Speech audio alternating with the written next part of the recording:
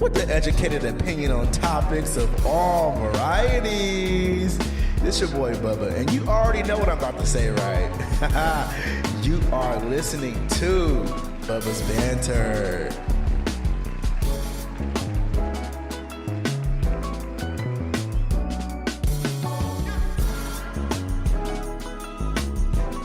Yo, what's good, y'all? It's your motherfucking boy. I ain't gotta say no names, right? But I am anyways. It's your boy Bubba, and you are watching and also listening to Bubba's Banter. I hope you guys living well, feeling well. I am doing good. I'm doing great.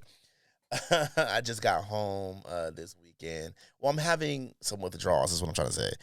I'm having some vacation withdrawals from this weekend. I went to San Francisco for the first time, finally. I went for the historical Folsom Street Fair weekend. It was an amazing time. It was a big culture shock. I had the time of my life with my best friend and his partner and our other friend.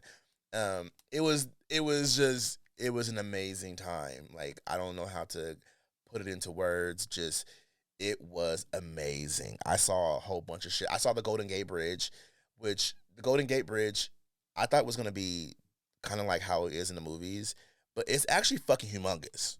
Did not realize that bridge was so fucking humongous. And it was pretty.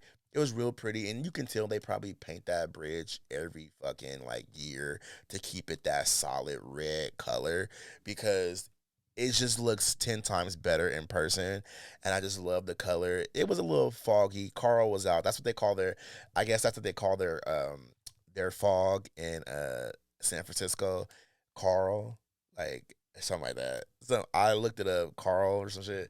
It was a little foggy, but I took a whole bunch of pictures with the bridge, and I was really excited. I had a good time, y'all. A real good time. Folsom was really fucking dope. I had a good time. I didn't do any footage there because I don't know how people feel about consent, during the street fair, because there's a whole bunch of naked people and people walking around. I didn't want to record people and put it on Twitter and maybe even on here and shit like that. I just felt a little uncomfortable, but I saw some shit. I saw some shit. I was like, this is crazy. This is crazy.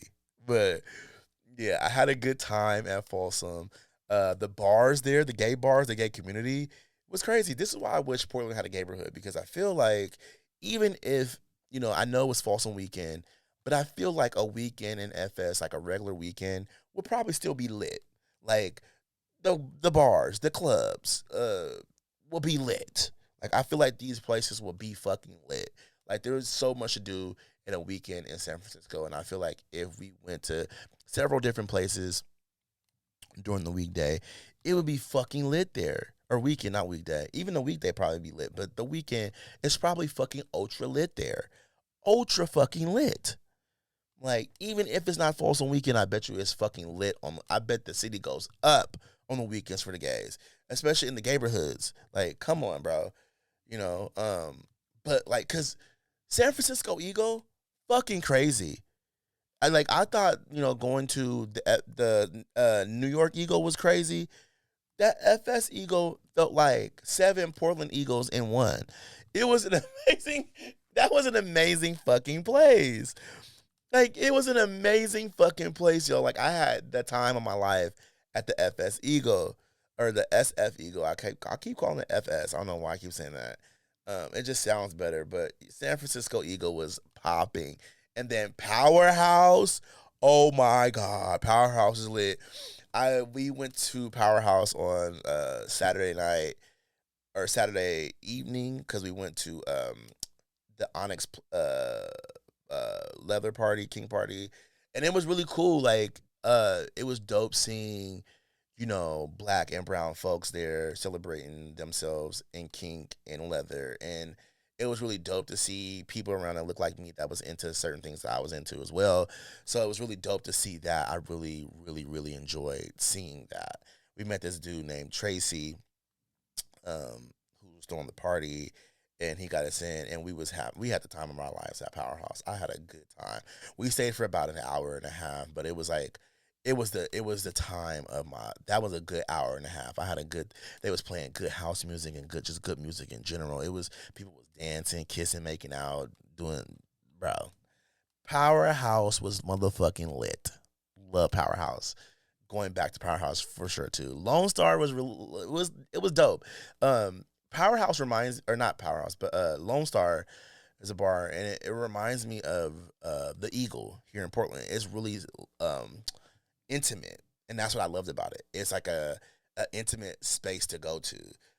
That's what I really enjoyed about going to Lone Star. Was like, it's really chill, laid back, intimate. I feel cool. Like, I feel cool being there and just like can hang out and vibe with somebody. You know what I'm saying? It's not really a turn up spot to me. I feel like it's just like laid back. But I love Lone Star. I'm definitely going back there too.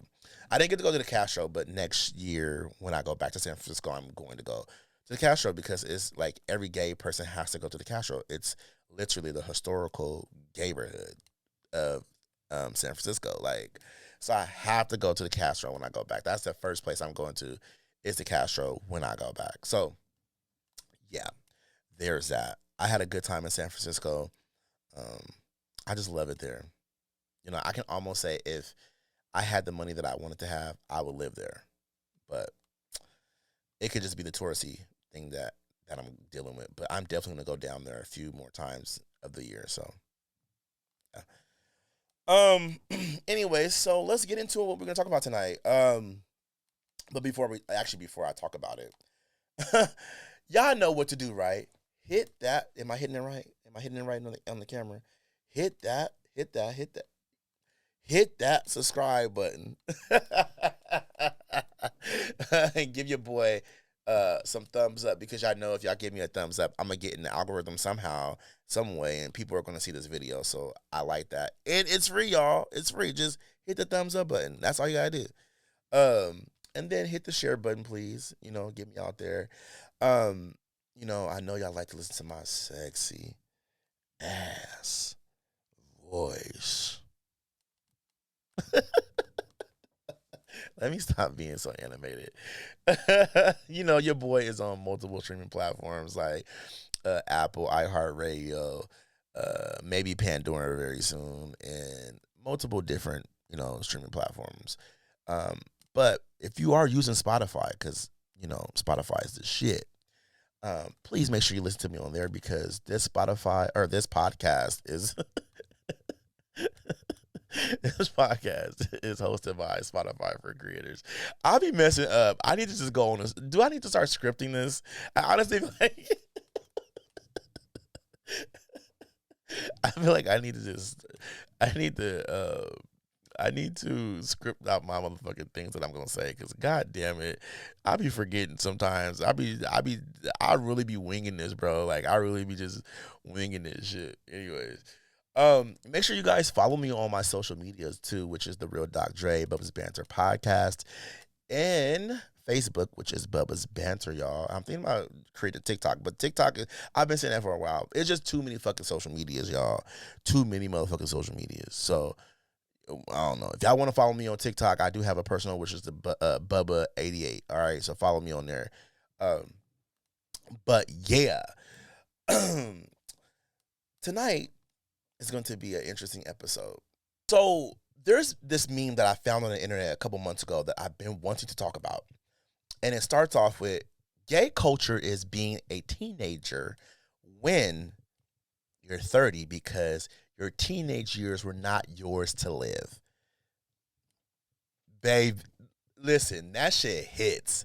It hits so motherfucking hard. And I feel like the reason why it hits so hard, because I feel like so many gay folks, you know, especially of my age, can relate that it's like this feeling of feeling like feeling late to our own lives, right? Like, it feels like that. Because when I think about it, I didn't start learning how to flirt with men until like my late 20s. And at 37, I'm still struggling with flirting with men or approaching men that I find attractive. Like, I can't help it. I'm a nervous ball. Like, I'm one of those guys who like to sit back and let people come to me, which is a good and a bad thing. But, you know, yeah, that's just my way of communicating, which I know I got to get better at if I want something, right? So there was this guy at the bar this weekend, in San Francisco that I met, and he was really fucking cute, dressed down in leather, sexy as fuck. Oh my god, I was like super into him. And when I saw him, we was eye fucking. As soon as I saw him, we was eye fucking. He was coming down the stairs, and I was like walking up the stairs in that area, and we like literally looked each other in the eye, like, ooh, goddamn. Like you could feel the energy between us. And then I turned over to look at the daddy that was getting his shoes shined, and the whole time that I was watching him, I can see from my peripheral the guy that I was staring at was staring at me. And my best friend was like, "Friend, I think somebody looking at you." And I was like, "Stop it." I was like, "I see him." And he's like, "Nah, he looking at you. He wants you. He wants you. Like, he definitely wants you. Go talk to him." And I was like, "Nah, man." Like, he was like, "Nah, you gonna talk to people while we here this weekend. You gonna talk to people while we here this weekend. I don't care. You gonna do it." And I was like, "All right." Nah, I'm good. And so I walked down the stairs to look at it from a different angle. He walks up the stairs and he's still staring at me. I can see, I can feel it. And so my best friend was like, "Hey man, what's up? What's your name?" Blah blah blah. Talking to him, and he was like, "What you up to?" You know, he was like, told him his name. He's like, "What you up to?" My best friend said that to him, and he's like, "Oh, I'm just enjoying the view." And he was like, "Oh, which view? This view right here, pointing at me, or that view?" He was like, "Oh," he was like, "That view is just as hot though." And I was oh, nervous and shit, like a little boy. A teenager, bro. And Jerome was like, and so they kept talking. And I turned around and Jerome was like, "Go talk to him, friend. He want to talk to you. Like, he's into you. He thinks you're hot, bro." And then my other friend that was with us was like, "Fuck it, I'm gonna go talk to him." So he go talk to him. He's chatting with him and shit, having a good conversation with him. And this person's walking down the stairs, and I'm over there like dancing, and didn't see them, and I knocked their drink out of their hand, and I was like, "Oh shit, okay, hey, let's go get a drink." Turns out that person was a local, and we had a good conversation about stuff going on in the bars, and um, they was giving me pointers on like different types of bars to go to, and um, stuff like that, and it was pretty cool. Like I had a really good time chatting with them about San Francisco. But yeah, so I walked back, and my best friend's there, the hot guy is there, and my friend that was there with us ended up going to the bathroom and talking to somebody else or something like that. And my best was like, "Go talk to him now, like you have to, He's free, he's definitely interested." And I'm sitting there and I'm drinking, I'm like sipping my drink, and I'm like, "Okay, then go talk to him, Dre, go talk to him." But I didn't, and then my best like pushes on my back a little bit while I'm standing on the rail, and then I'm like, "Hey, what's up, man?" It's like, "How's it going?" He was like, "I was going fine." And he's like, "What's your name?" And I was like, "Dre." I said, "What's yours?" And he told me his, and then we were chatting and talking about Portland, and how he likes, like how he wants to visit Portland, and he's traveling from between FS and or SF and Palm Springs, and all these good things. And we were talking about stuff, anime and getting tattoos and all this stuff. And he's just a really cute guy. Like I really was like into him. And I kept looking at him and I was like, "Hey, I feel like I know you from somewhere." He was like, "The same thing. I feel like I know you. Like I know who you are. I don't know why I feel this way, but I feel like I know you for some reason." Like, you know what I'm saying? And I should have said, "What's your Instagram?" Turns out I was already following him on Instagram. But yeah, it was funny to like try to have a conversation with someone, and that's what I'm saying. Like I don't know how to talk to people in person. It's always been hard for me. And I think some of it is a fear of rejection because I've spent so many years performing being straight. I feel like it's awkward talking to men in that vicinity. Like I can flirt with women all day. I know how to, like my homegirl's like, "Sometimes I be forgetting you gay. Cause the way you be talking to me, I'll be thinking you be flirting with me sometimes." And I'll be like, "You can't do that to me. Cause you fine." And I was like, She's like, you can't be talking to me like that because you too fine. You too fine. You too fine to be talking to me like that. And I know that you a gay man and you love dick. So I know you can't be talking to me like that, friend. I was like, I'm sorry. I can't help it. But that's what I'm saying. Like, performing to be straight is a thing. I just feel like performing being straight is the reason why we've missed so many moments in our life. We missed our teenage years because of the hiding, the masking, performing to be straight or whatever. Survival mode, fear of family, church, school. Like when you think about family, some of us grew up in families where, being gay was the ultimate sin of them all. You can rob, steal, kill, shoot, fight, not have good grades, and still be seen as a decent person. But don't let you be a gay boy, and especially a feminine gay boy. Oh Lord, like you get disowned. Some people had that. Going back to church. Church was another thing. Like church, for some people, going to church being told that they were possessed by a demon because they were gay. Things like that. And then school, a lot of us didn't have representation of being gay in school, or had gay peers. In my class, I had 2 gay boys and one is trans now. And they used to be hella mean to them, like hella mean. So I used to be scared as fuck to want to be myself. I used to be scared as hell to want to be myself. So I did a lot of shit out of survival mode to hide who I was a lot, and I feel like I missed so many milestones, like my first crushes, going to prom with the actual guy that I wanted to go to prom with, or dances, or even having my first kiss with a guy. I still had my first kiss with a guy, but I was an adult then, right? So it's kind of annoying that I feel like I missed those things at a young age. Yeah, it's crazy. It's crazy. It's crazy, bro. Like, it's extremely crazy that you have to deal with that. Because I think about like my first crushes. Like I used to have a crush on this dude named Corey. And everybody knew who Corey was. He was a lineman for varsity. He was a varsity lineman, sexy as hell. He was a thick ass dude, light skinned dude, hazel brown eyes.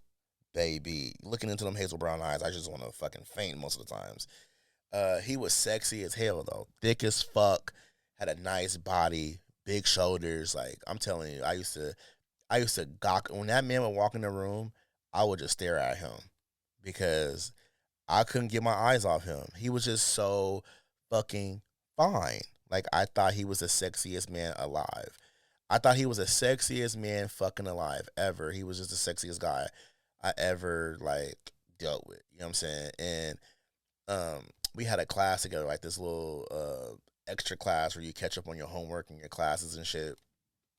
And he used to be in there and be in the corner and just sitting in the front of the class, and he would just stare at me and he would wink sometimes because he did. Boys are gonna be boys. He would like do the gay shit to like make me, feel some type of way, right? Like that's what he would do, and it's just him. I feel like a lot of young boys play around being gay at a young age, so he's not really gay. It's just I think that's kind of he made that representation by doing that because I think a lot of young kids did that shit because I think boys still do that shit now, right? But I remember one time he was like playing around with me and he like grabbed my shoulder and did something, and I was like he like grabbed my shoulder and did something. And I was like, bro, stop, like don't do that. And then he like picked me up and pushed me against the wall, and he was like, boy, ow. And I was like, go ahead. What you gonna do? In my head, I'm like, go ahead. Pull that dick out, because the moment you do, I'm gonna get on my knees and I'm gonna eat it. I'm gonna eat your dick. You can play around gay with everybody else, but I'm the real gay nigga. Like I'm gonna eat your dick, bro. Like I'm gonna let you take me to Pound Town. I'm gonna let you take it. You don't have to try to force it. Take it, bitch. Like it's yours. Like it's yours. It's yours. Like it's yours, baby. You can have it. Like I want you to have it. Like that boy used to get me. I used to get boners looking at this motherfucker. And I don't care if you see this, like, because one, he's not that cute now. He really ugly in my opinion. But I'm stupid. Cause I know he'll probably fuck around, see this and be like try to cuss me out, but I don't give a fuck. Like at the end of the day, like I don't find him attractive now, so that's all that matters. But back then, bitch, I was trying to eat that dick. Back in high school, I was trying to eat that dick. I was gonna eat it like straight the fuck up. I was like, go ahead. You playing around, bitch. I'm gonna really just be like, grab that dick and want to eat on it. Like, I'm gonna just keep it a bug. Like, ain't no hiding it. Like, why do I gotta hide this shit any longer? Oh yeah. But I don't want to make this about that. But for real, I really wanted to have sex with him. He was a really cute guy. That was like my first crush in high school. Uh, like I found him to be the sexiest man ever. But anyways, um, I feel like straight folks got that awkward self discovery. Like they found themselves. But like for gay kids in high school, we got the anxiety and secrets. Like my teenage rebellion was pretending like I like girls when I know that was not the fucking vibe for me. Like why? Why did I do that to myself? So I've been reflecting over the past couple of months, and I've been feeling like I've been living my teenage years in my adulthood. I do feel that way. And not just now, like I said, it's been a couple of months, and I've been reflecting on that a lot. And I think about coming out. Like, I personally feel like coming out was me pressing play on all of my, paused adolescent, right? Like, I feel like the things that I wanted to do back when I was a kid or a teenager, I'm finally being able to do. Like, being able to explore my life. I'm finally being able to explore who I am as an adult. I'm finally being able to explore who I am as a person, you know, because those are things that you do when you're young. I feel like our teenage years are very expensive. That pivotal 14 to 18 is something. I mean, yeah, you do continue to learn, and even in your adulthood, you continue to learn who you are. In each phase and chapter of your life, you do learn who you are. But I feel like that it's a pivotal moment from 14 to 18 that like that shit really does shape the rest of your life, just about almost. And you kind of get to know who you are as a person. And I feel like I didn't get to do that. And when I came out, I started exploring more because I pressed that play button. You know what I'm saying? So I think about that all the time. Like even when I go out to gay clubs or gay bars or anything like that, like it's giving high school cafeteria energy. You can't tell me it doesn't. No gay man can tell me that going out to a gay bar, especially if it's a popular gay bar, that it does not give high school cafeteria energy. It really fucking does, because you got your popular kids, you got your muscle girls, you got your athletes, you got your uh you know your baiters, you got you got now I'm talking about gay shit. You got the drama people, like you have all of those things in one room at times. So and then I don't know why I'm thinking about this, but I feel like dating at my age feels like I'm like dating. I'm 16 with bills, if that makes sense. Like I feel like dating at this age is being 16 with bills. Like it just feels like everything is fucking new to date. Like I don't understand why dating feels that way and why it just feels so fucking hard to do, you know? And then just like experimentation with like different types of styles of relationships. Like I'm more into like polyamory or open relationships more than monogamy. Not saying that I would never do monogamous relationships, just that I feel like I flirt a lot more with poly and open relationships more than anything. Just the nightlife is different. I feel like hookup culture is a motherfucking beast, you know. Dealing with my identity, like all these things, like just the experimentation of it all, you know, I miss a lot of that shit when I was a younger kid. And I feel like I wish I would experience that when I was younger. You know what I'm saying? Because when I think about, like, I remember this year for Pride, I was going to a event and I was wearing a crop top. And I was like, I felt myself like open the door and I was like, why do I feel like I'm sneaking out of the house? Like I didn't put the crop top on, y'all. Actually, I had the crop top in my hand. I had a t-shirt on, and I'm like, in my head, I'm like, why the fuck do I feel like I'm sneaking out of the house with a crop top when I'm just going to a pride event? I'm just going to a pride party. Like that's all. Like when I got to the party, I took the shirt off that I wore drive into the event and put the crop top on. So I was like, what the fuck am I doing? Like, a part of it could be like body imagery issues and stuff like that too, but it just felt like I was sneaking around. I was like, this is not popping. Like, what the fuck am I doing? And then I think about the pressures of, catching up. Like, it's a real thing. Me just now turning 37, I feel like, what the fuck am I doing with my life? Like, I get really frustrated thinking about certain things. Like, why am I not here yet? Why have I not arrived? Why don't I have this nice career? Why do I not have this nice house or this nice job and these things that I want to have, right? And sometimes I feel like the tension comes from, consistently always, comparing yourselves to society's timeline. Like, you're going to always have that feeling of feeling like you're behind if you're always trying to compare yourself to what society says you need to be at this age as a gay man, when we're just on different paths. And I think that's the thing that we have to take into consideration. We're on different paths, and that's just what it is. Even gay men as individuals, we're on different paths. So it is what it is. Like, recently my brother got married, and when I was at the wedding and I was sitting there and I was looking at him giving his vows, and I was like, damn, this is crazy. Like, I started getting that feeling left behind, because I'm like, damn, he's getting married. Both my bros are married. My bro got kids. Like, damn, like, what is my life right now? Like, what do I have to show for my life? Like, I started feeling like that. Like, and I was like, damn, like, why? Like, why am I feeling like this? Like, I already have I need to get married. I need to have a man. I'm like, you know what I'm saying? I'm all doing all these things. Oh, I can't wait to get married and have a husband, and we can, adopt some kids. And like, I started thinking that way, and not saying that it's a bad thing to think that way.